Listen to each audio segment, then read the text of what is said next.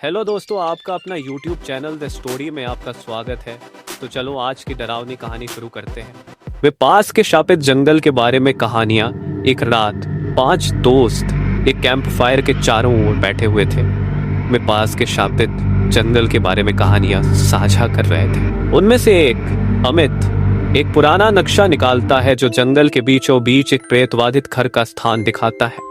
उनकी जिज्ञासा बढ़ती है क्योंकि वे इसके चारों ओर की किंवदंतियों के बारे में चर्चा करते हैं। दोस्त अंधेरे और घने जंगल में प्रवेश करने के लिए तैयार होते हैं। उनके हाथ में टॉर्च और स्नैक्स हैं।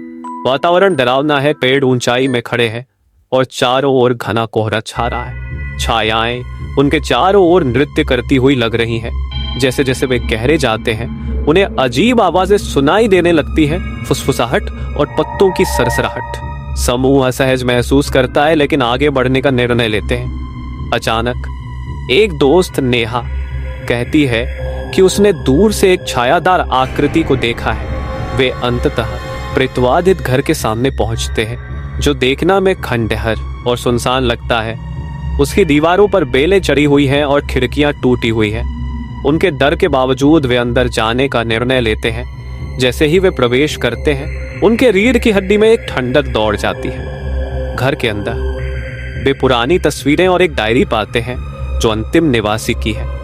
डायरी में उन लोगों के लिए एक शाप का उल्लेख है जो इस घर में प्रवेश करते हैं। जब वे इसे पढ़ते हैं तो वातावरण और भारी हो जाता है और छायाएं हिलने लगती हैं। दृश्य 6 घबराहट और भागना। अचानक दरवाजे जोर से बंद हो जाते हैं और दोस्त फंस जाते हैं। घबराहट फैल जाती है क्योंकि उन्हें पैरों की आवाजें और डरावनी हंसी सुनाई देती है।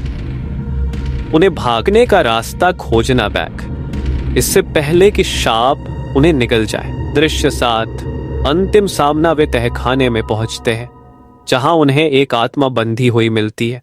दोस्तों को इसका सामना करना पड़ता है और शाप तोड़ने के लिए एक जादू का पाठ करना होता है।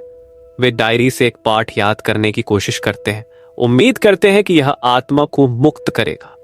एक तनावपूर्ण क्षण के बाद शाप टूट जाता है और आत्मा मुक्त हो जाती है।